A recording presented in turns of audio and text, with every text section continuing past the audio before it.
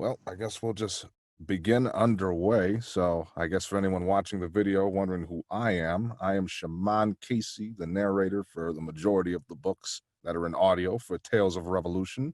Of course, you are Lars Hedbor, the author of the series, and together we're here concerning your book, The Freedman, which we're also going to be talking about in relation to Juneteenth, which Yep. is the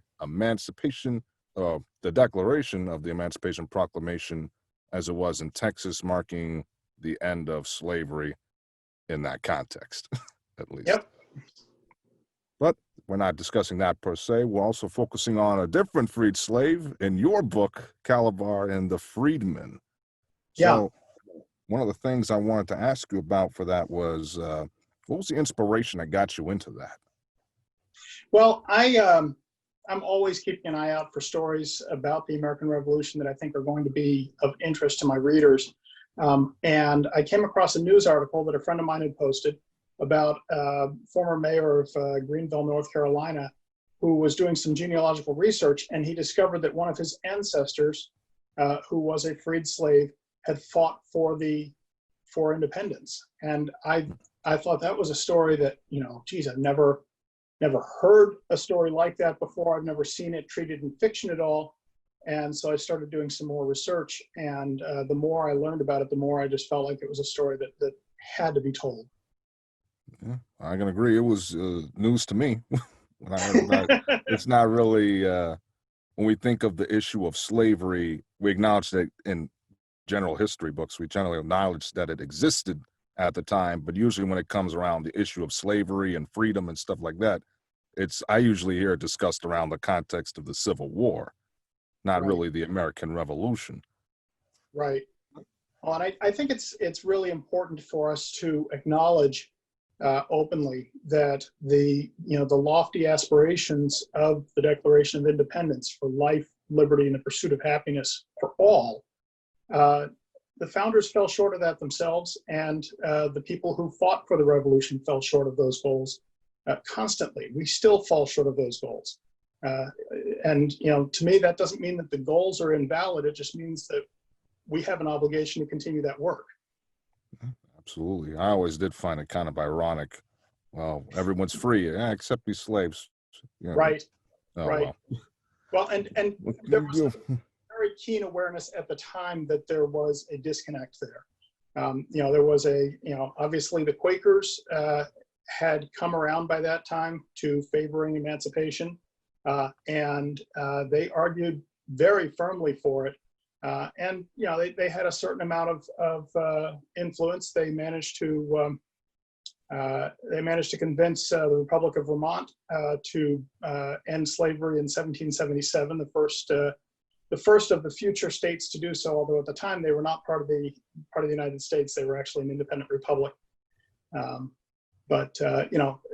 then after that, slavery was ended, as we know, across the North before it ended in the South.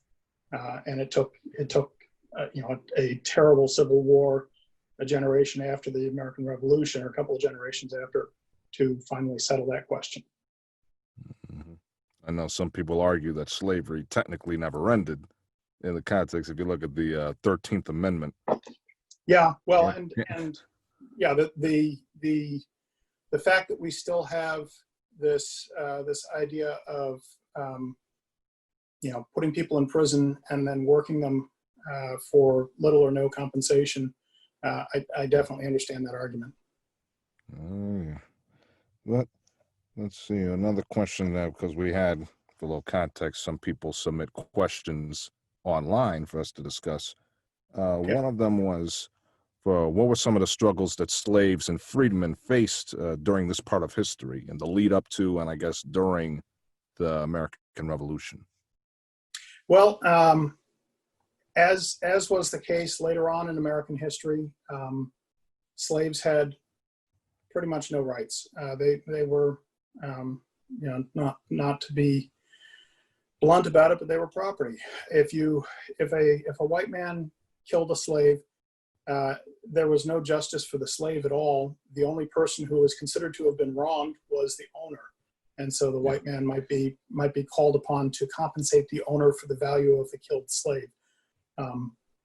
So that was awful enough. In different parts, in different colonies across America, different laws were enforced. What I discovered in the course of doing my research for the Freedman was that the law as it stood in North Carolina at the time of the Revolution was that a freed slave had 6 months to get out of the colony, and if he failed to do so, he would be subject to being sold back into slavery. A slave who was freed for extraordinary service might be granted a year, and that was it. And as far as any kind of recourse before the law, if they were wronged themselves, I could find very little evidence that there was any consideration given to that. So yeah, I mean, the circumstances under which a man like Calabar would have served would have been ones where he essentially is choosing to fight for liberties that he knows he will never get to enjoy. And to me, that is the most moving and incredible part of that story. And I'm honored that I had the opportunity to tell it, and to share that story. Yeah, one thing, kind of going off a little bit of the side, one of the things I do appreciate about your series is that it focuses on the everyday struggles of people you're not really going to be learning about in your general history books, from the Freedman issue of a freed slave in the Revolution, or the book I just did, The Prize, your average day folks around that place. Or, well, I guess one question is, what makes you want to focus on them rather than George Washington, Thomas Jefferson? There's a couple of reasons for that. One of them is eminently practical. It is really easy to get stuff wrong when you're writing about historical figures, and there's always going to be some expert who is going to read your book and say, "Aha! I gotcha. You got that completely wrong. His eyes were green, not blue." Writing about historical figures is always a little dangerous in that respect. And then the other part of it is that, I really want people who read my books to understand that history is not always made by these great figures on horseback who we read about. It's made by ordinary people whose names don't make it into the history books, but their lives shape events in ways that they can't even see. And then, more to the point, I want my readers to understand that the same applies in their own lives. We shape history. We might not ever make it into the history books. Most of us won't, because that's how history is, most people aren't notable. But what we do, the choices we make, the ways that we choose to react to events unfolding around us and take part in them, does shape history. I agree. One thing I notice in a lot of your books, there are some times where you go into really meticulous detail about some certain aspect with the prize, the details with making the canoes, with the Freedmen, the issue of I guess you can argue an issue of them having to make the indigo bricks. Yeah. One thing I didn't really think about, maybe somebody in other states might have been taught better, but when I think of slavery, I think of folks working on cotton, farming the cotton gin, and here they're working on indigo bricks. Well, what was the reason for that, as opposed to other crops in that area? Sure. So cotton, actually, as I understand it, didn't gain prominence in the South and on slave plantations until after the Revolution. Well, after the Revolution, indigo was a very typical crop in South Carolina, and a little bit less usual in North Carolina. But it was a crop that was very labor intensive. And so it was one that in order to make it economically feasible, most of that labor was performed by slaves, because the cost of a slave was less than employing regular paid employees. Yeah. So and indigo, I thought it was an interesting juxtaposition, because you've got this luxury product being produced by people who are at the very bottom of the social strata, and I kind of liked that contrast. Tobacco was a little bit more common, a little bit more widespread, particularly in North Carolina up into Virginia, and rice was the other thing that was very widely cultivated. But those are all relatively everyday products. Indigo is a little bit different in that it is a product that it really symbolizes very, very neatly that that real contrast between the very bottom of society serving the very top of society under the lash. And I thought that was important to capture. As it sometimes still is today in certain countries. Yep, absolutely. All right. So I guess a little bit of fun. So what were some of the, experiences you had when you're going through your research or writing this book? What tales can you tell us of your production of the Freedman novel? The Freedman, some of the research that I did was really grim. Learning about the legal environment for slaves and freedmen in North Carolina was difficult. Some of it was downright inspiring. I had a whole book that I referred to that listed all of these Black patriots who had taken part in the American Revolution, and had many of them from South Carolina. And again, just reflecting on taking those two pieces together, the terrible legal treatment compared to the heroic deeds of these men, who knew, again, that they fought for our freedom, and there was nobody fighting for theirs. And to me, that's something that is worth reflecting on today. When we see people on the streets today arguing that Black Americans deserve to be treated the same way as everybody else, I think that's in a certain sense repaying that debt that men like Calabar imposed on us. Absolutely.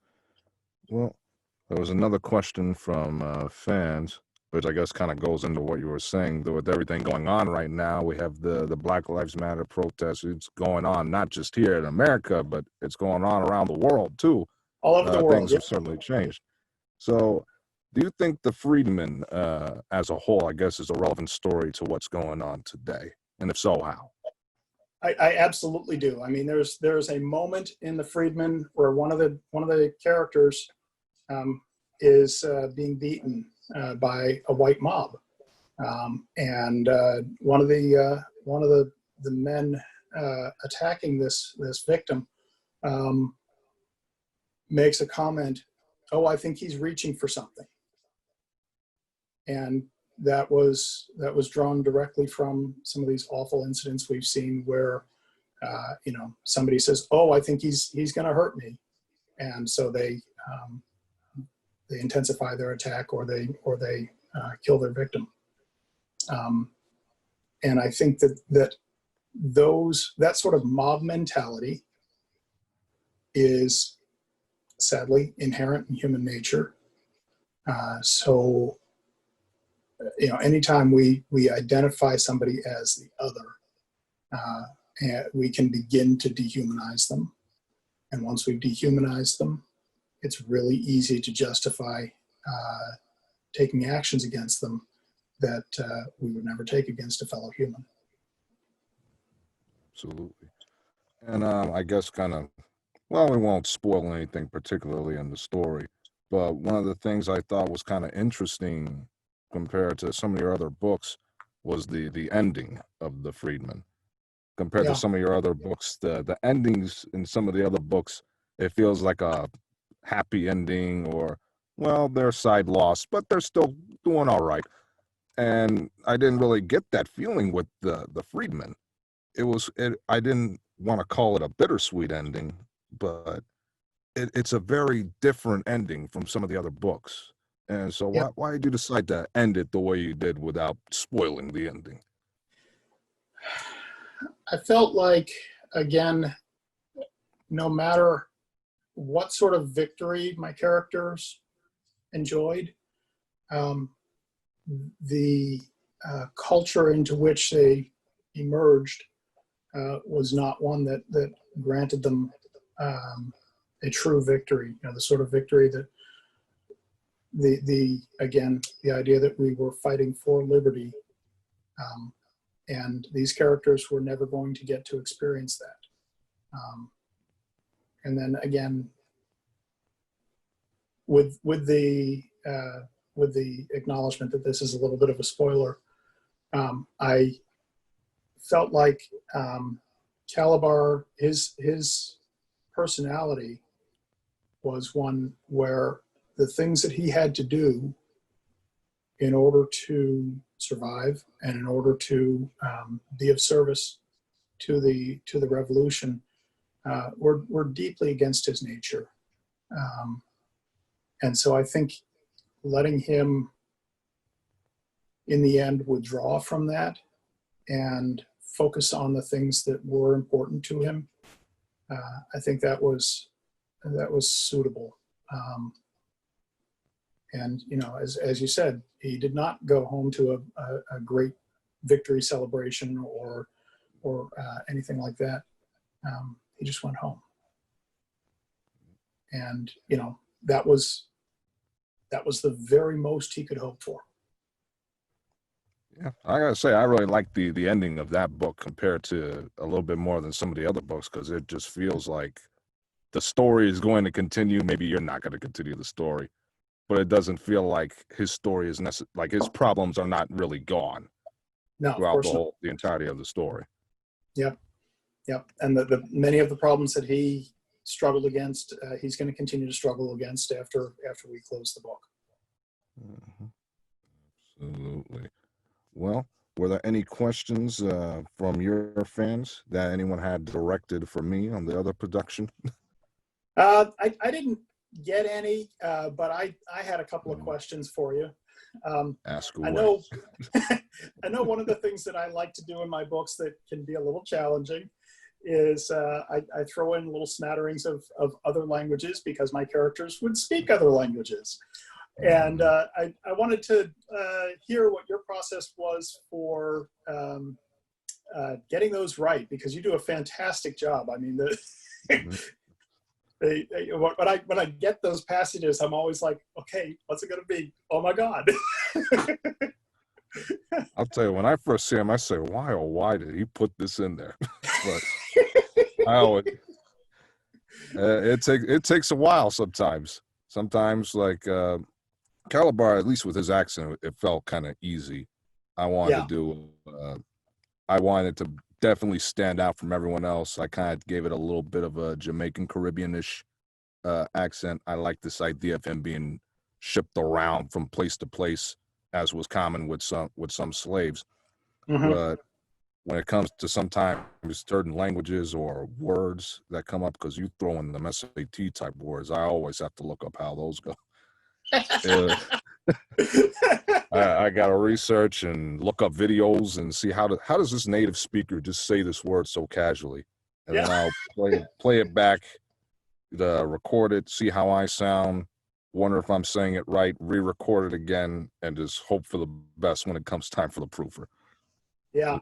Well, when you recorded the smoke, we had at least one reviewer who commented that he was really glad that you said all those native words, because there was no, and names and so forth, because there was no way he was ever going to get them. And that was my reaction too. I was like, I just, you know, the ones that were historical names, I just copied and pasted. I had no idea how to pronounce them. I had no idea how to pronounce them for the longest time. I'll even go into my day job. I'll ask, hey, how would you pronounce this? They would look at that word on the screen. It's like this long. And they're just like, I don't even know. Yeah. So yeah. I would just hope for the best. You reached out to some actual Tuscarora speakers to get guidance on that, I saw. So were you able to get any help with that, or did you end up having to just reconstruct it? Sadly, the tribes were silent on this matter. But. Yeah, yeah. I had asked them for feedback on that book too, and there was interest, but after I sent them the book, I never heard from them again. So I don't know if they really didn't like it or if they just got busy. I liked it. It was I would say between the books that I've done, it kind of interchanged between the Freedman and the Smoke as being my favorite books. Yeah, I like the Smoke a little bit more because my audio quality is better than it was come the time of the Freedman. But those characters were fun to do. I will say they were very fun, easy to voice. Not too much female dialogue, which I always appreciate because female voices are not my specialty.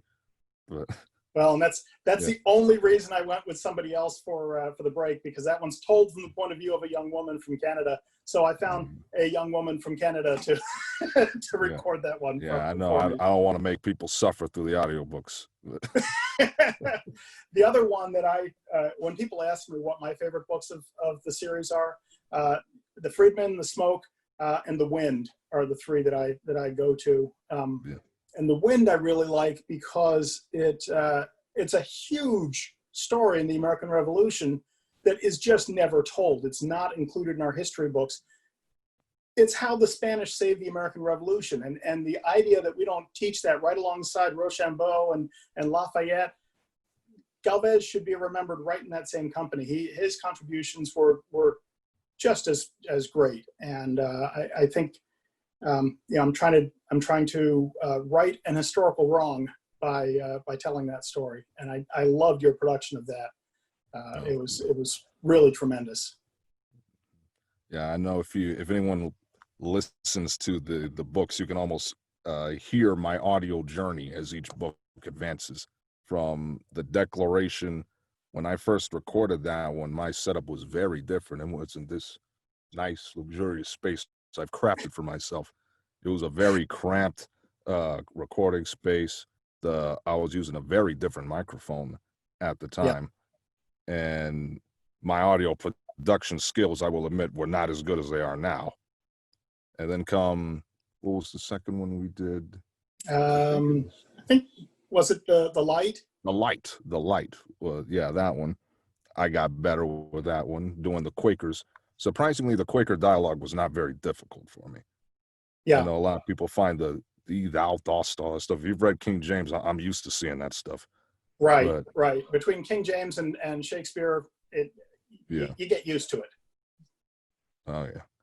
With the Wind, same thing. And then the Freedman, I finally moved out of that recording space and into this one. So I had a better microphone. I was using this one here. I've been using since the Tree. This one's an AKG C214 mic. For those who don't know, microphone, it's a good microphone, basically. A very nice, warm sounding microphone.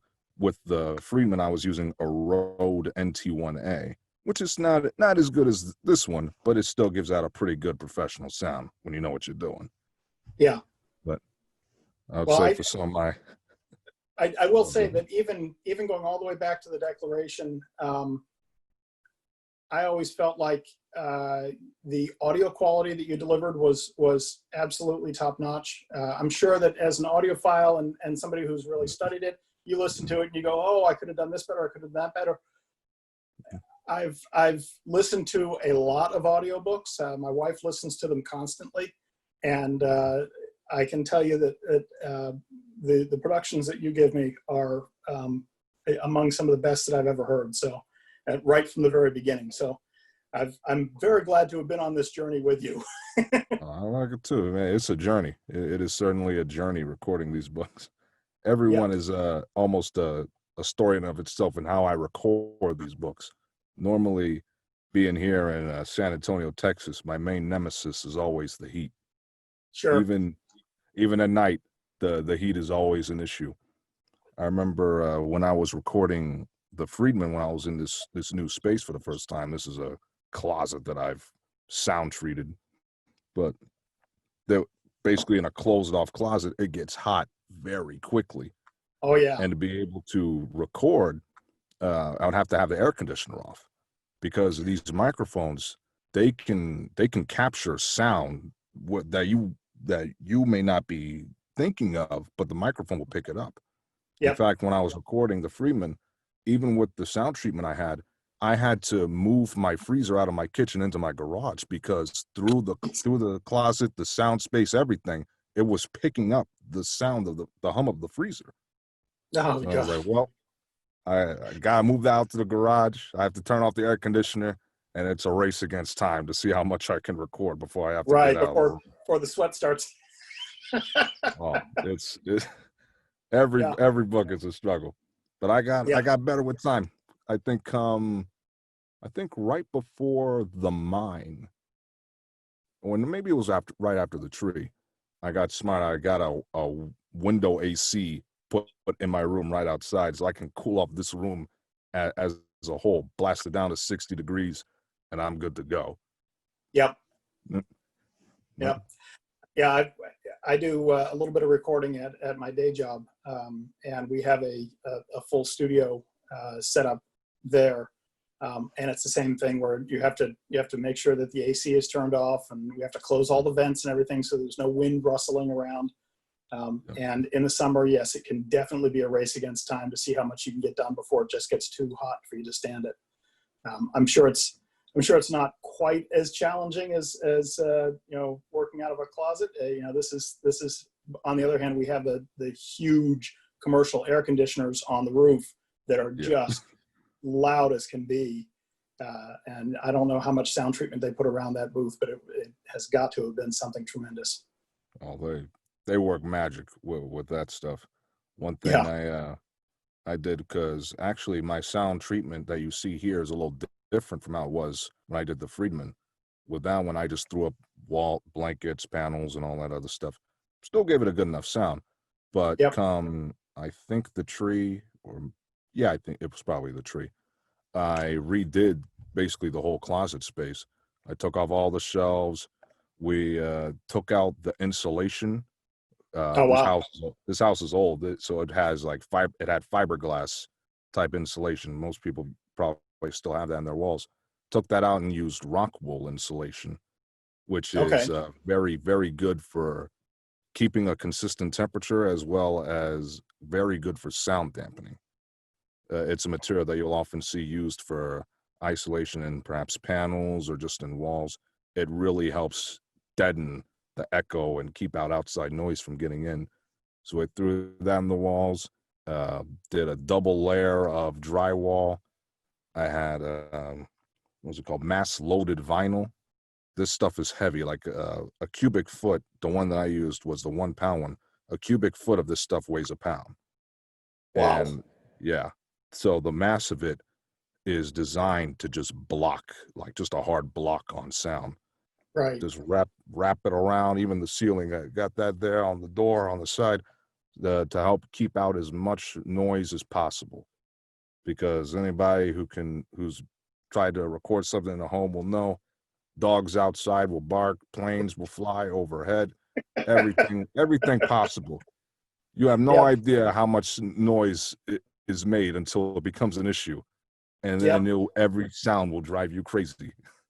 Yeah. So I actually started before I decided to hire you. I started recording the wind myself, many years ago, and I got 3 or 4 chapters into it. And first of all, it was taking me forever because it seems like, oh, I'm just going to sit down and read this book. No, I'm going to read this book, then I'm going to re-record it, then I'm going to edit it, then I'm going to clean it up. and then the neighbor's mowing, and I can't record for 3 hours. So That's the struggle. That is always Yep. a struggle. It doesn't matter what you want to do. Sometimes you just have to get lucky with what's happening outside. Yep. Well, and one of the things that I really tried to do when I decided to hire a narrator to do my audiobook was I said to myself, okay, I don't own the performance. You own the performance, which means, in terms of what you're going to bring to it. I had to let go of how do I think things are going to be pronounced, unless it's in the text or, common word or whatever, the names and so forth. That's all you. You're going to perform those the way you want to. The song that the one character sings in the wind, I had a completely different tune in mind, and I loved what you did. It was completely different, and it was beautiful.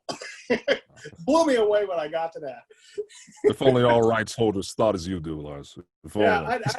I know. Some of us can be real pains, but I really try to respect the professionalism that you're bringing to it, and respect the fact that it is a performance. It is not just sitting down and reading my words. It's taking my words and turning them into something living. And the work that you do on that, just absolutely, my hat's off to you. I have the tiniest inkling of how hard it is, and I respect the work that you do tremendously. Thank you. I gotta say, it's your books. I've worked with quite a few authors. Yours are the most pleasant experiences for production. No, I appreciate that. We'll say, oh, maybe I got to push the deadline back a few days. All right, that's fine. I'm like, wonderful. Other times, sometimes you gotta like hope and pray the person will be understanding. But with us, I guess ours is a much more smooth process. Yeah. But, yeah. Well, and again, it comes down to just mutual respect. You have a lot of respect for the work, and you're not treating it lightly.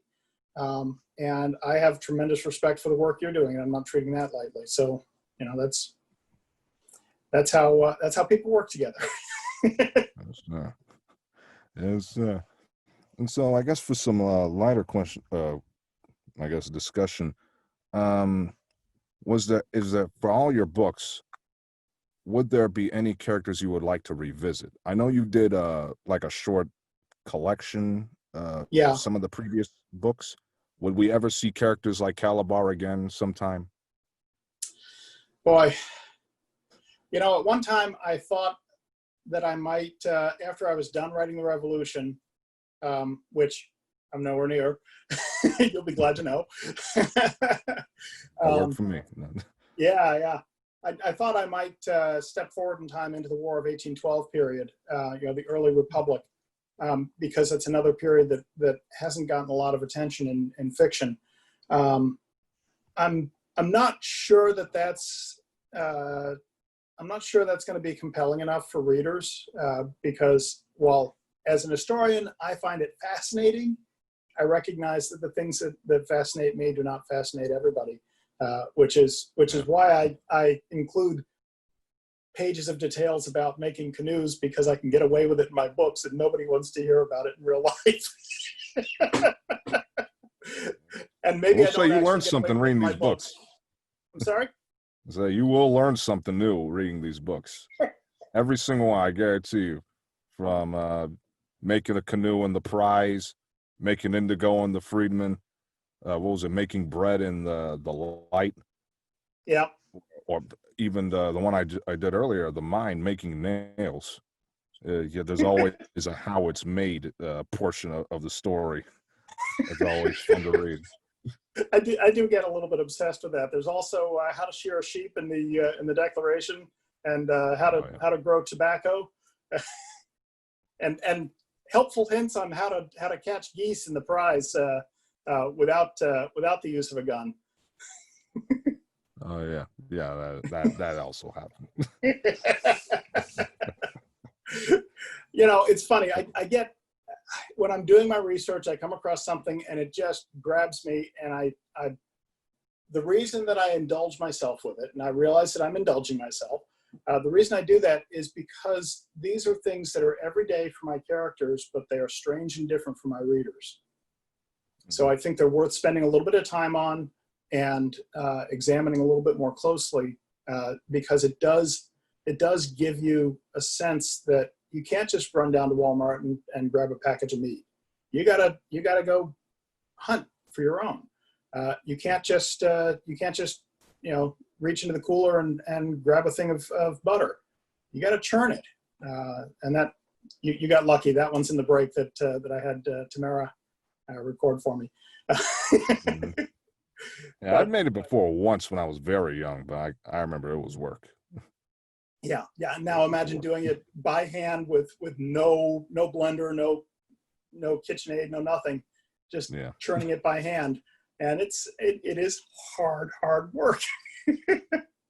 as were most of these things. I mean, you can't just go down to the sporting goods store and pick up a new canoe when you lose your canoe. You've got to go build one, and there's a couple of different approaches, and we get to see both of them in the prize. Mm-hmm. All right. Also, so I guess as we get closer to the end, I wanted to know, out of all the characters that you've written so far in your series, how does Calabar compare to those other characters? In some ways, I feel like Calabar is one of the ones that I identify the most closely with, because he is somebody who, at the end of the day, he's trying to do what's best for his family, and that is the most important thing to him. And having to take up arms does not come naturally to him, and I feel that very, very keenly myself. I did serve in the military, but I was fortunate in that I never, thank heavens, never saw combat. And I think seeing how that experience marked him was a projection of how I feel like an experience like that would mark me. So Calabar is near and dear to my heart. He's a character who, despite, and this is certainly something where I don't have personal experience to draw on, but I did my level best to reflect it, accurately. I've never had the experience of living in a culture that denies my humanity. And despite living in a culture that did that to him, he insists quietly and firmly on being human. And that to me is tremendously powerful. And it's a tough thing to do when people are telling you you're not human. History shows us that it's very easy for people to excuse inhumane behavior in themselves. And Calabar rises above that. And I think that's something that, again, the choices he makes really, really move me. And knowing that these were choices, like all my characters, the things that he did don't reflect a specific person, but there were people who made those exact same choices. There were people who did those exact things, even if we don't have their names, even if we don't have their stories. I'm telling true stories, even if my characters are not real.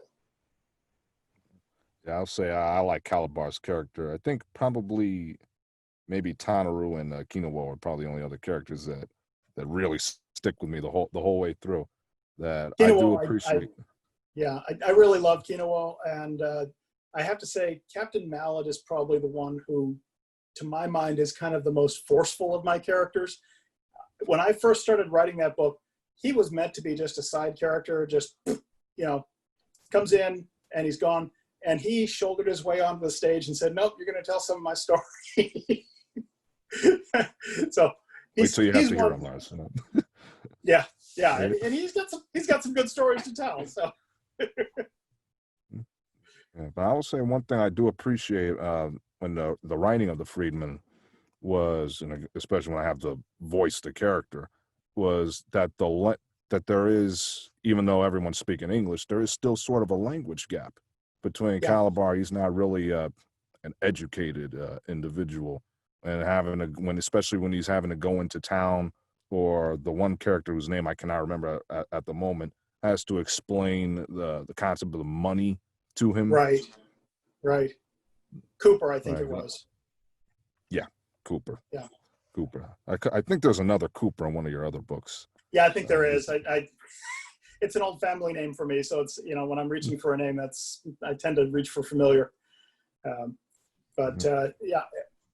what I was trying to do there, we have this concept today of code switching, where people, when they're among folks with whom they're comfortable, they speak one way, but when they're in a group where they're not as comfortable, they speak a completely different way.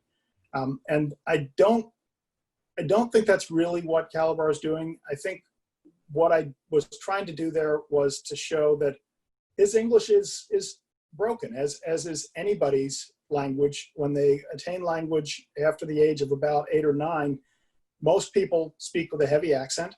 If you come to a place where you have to speak a new language after that early age where the mind is capable of really getting a language perfectly, you're going to speak it with an accent. You're going to speak it in a way that is often a pidgin. In other words, it doesn't respect all of the standardized grammar rules and so forth. But you're generally going to speak it in a way that adheres to an internally consistent set of grammar.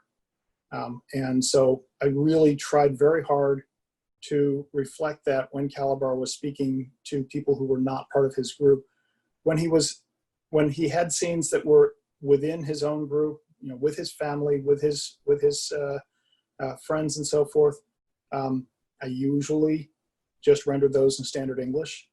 Just because I didn't want readers to think that he was incapable of expressing himself clearly. He was just as anybody is. He was perfectly capable of expressing himself clearly. His upbringing left him with an English that was non-standard. And the thing I hope readers catch on to is that even when he's speaking to other former slaves who aren't part of his in-group, the dialogue there is rendered in a couple of different broken patois, where the one character speaks in one very distinctive way, Calabar speaks in his distinctive way, and they can kind of understand each other. They mostly understand each other, but neither one of them is speaking standard English. As a linguist, I have an appreciation of how people learn language, and a deep appreciation for the ability of people to make themselves understood even when they don't speak a language clearly. And I work with a lot of young people from around the world, and they're always sort of apologetic about their English, and I'm always telling them, no, your English is so much better than my German. It's so much better than my French. Wait till you hear my French, I guarantee you. Oh, man. Yeah, that'll be interesting to see how people react to that one for upcoming release. I'm looking forward to hearing that. I mean, it's not as bad as when I made you speak German. Oh, yeah. What book was that? Oh, Lord. That was in the Declaration. There's the couple of scenes there where the modern characters are saying grace in German, I think. I think that, and it was also like the Hessians, I think, in The Light. Oh, did they speak some German? I think you're right. They did. They had an accent. I was like, I'm just gonna go and hope to God that nobody talks bad about me in reviews. That's sometimes all I can do. Just hope and pray that I don't get blasted in reviews. Thankfully, the reviews have been mostly kind. Not to brag too much for us. The Freedman's audio reviews have been great. I don't think there's a single review below 4 stars. So that speaks to the power of both the work and I guess the interpretation of the work. Yep. And a lot of reviewers have specifically called out your work. I love the one review that said that he would listen, or I think she would listen to absolutely anything you recorded. It helps. I appreciate when people listen to things I record. Yeah. I'm sure we could, as a business, everyone, any small business can relate to that struggle of getting your work out. Yep, absolutely. But that is it, I believe. I have no more questions from the crowds, but okay. Anything else you would like to discuss before we conclude? Well, I just want to thank you for the opportunity to talk about this. I feel like the Freedman. I wish that there had been a book already that covered this ground, because I would love to have read it, and since there wasn't, I had to write it. And I think it's a book that, when we're trying to understand how we got where we are today, with all of the with all of the strife that we have, I think it's really important to understand the origins of that, as well as some of the absolutely heroic actions that some people have taken in overcoming some of that history. I was saying that, for my personal views for the Freedman, I definitely think it is a story that folks should read. It is easily something I could honestly see in a school. I've been thinking like the Scholastic book fairs, but I know Scholastic is different publishers, so that's its own set of problems. But right. I definitely think that young adults, teenagers, kids, whoever, they can definitely read this story and pull something unique out of it, because it's not history that really gets told in your history class. I've been through, middle school, high school. I never knew any of this stuff until I was reading your book. And I think a lot of people will also have a similar experience. It's a well-written story, and it's a pretty easy read, roughly 200 pages, I believe. Yep. If that's correct. And I also know that on the side for your website, you have materials dedicated for people wishing to use it in an educational setting. Can you tell us a little bit about that before we go? Yeah. I actually, when I write my books, I write them in such a way that, what I always have in the back of my head, that I want educators to be comfortable using them in an educational setting. So I write them clean, without sort of hiding behind that to say, oh, I'm not gonna talk about hard things, because I do talk about the hard things. But I also provide, as a resource, as you noted, discussion guides and discussion questions. And the other thing that I offer is, if an educator wants me to talk to their class, I am thrilled to do so. I have done classroom appearances in person as well as over Skype and everything else. I'm very happy to do that. I also I make available for any educator, whether a classroom educator or a home educator, I make available review copies so that they can figure out if what I'm offering is suitable for their uses. And I'm absolutely glad to provide those at no charge. So any teachers watching, you're wondering what to cover, Lars is your guy. Got plenty of material for history class. Yeah, I'm happy to help. And again, because each of these books is specific to a colony or a future state, I feel like it's really great to be able to light kids up with history that happened right there, right where they are.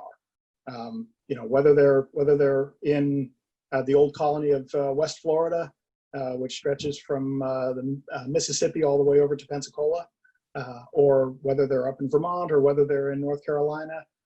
I've got books set in those places, so hopefully that also helps. All right, and I guess the final question from me. So, what's next in the Tales from a Revolution series? Well, the next book is it's a little bit of a departure because when I first started writing, I said, okay, I've read Homer. I'm not going to attempt battleground scenes. This one opens up with a battleground scene. I love it. Yeah, this one's called The Siege, and it's about a young man who actually in the very opening scene loses an arm in battle, and goes home to rest and recuperate and try to rebuild his life back home in the quiet little town of Yorktown. I want it already. Yeah. It sounds very exciting. I do like when your books would get to the battles. I'd always kind of like, when's the fighting going to start? So I always love it when there's a good battle. Yeah, this one opens up with a battle, and of course we know what happens in Yorktown. He's not going to find much peace and quiet there in a little while.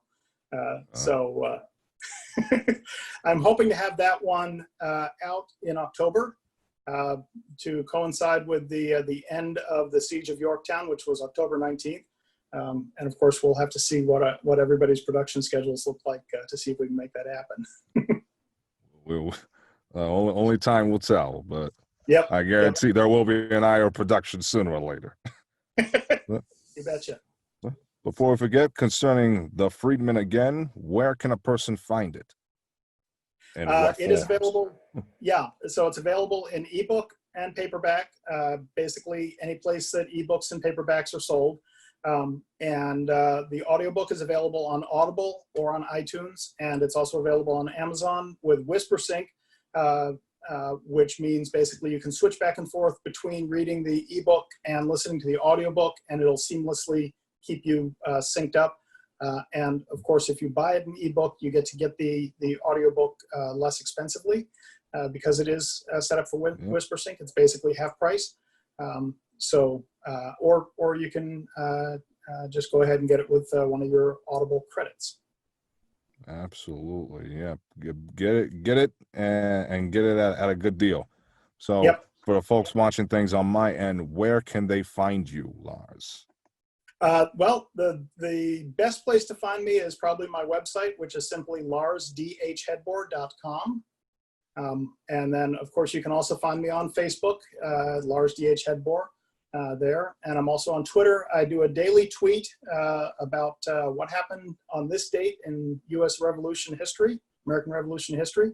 And right now, I am somewhere over 3,000 followers on Twitter. So that has been a popular offering. And of course, I'm always glad to make appearances. If you've got an event that pertains to the U.S. Revolution, give me a shout. And for folks who like what I give out, you can find me Facebook, Twitter, Instagram at SKC Content, or you can always, of course, find me on my website, shamancasey.com.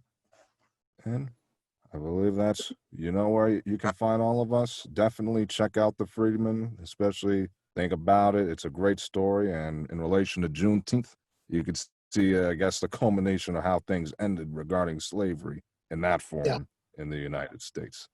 Yep. Well, all right, Lars, it's been a pleasure talking with you. Maybe we can get for another book sometime. We'll have to see what happens.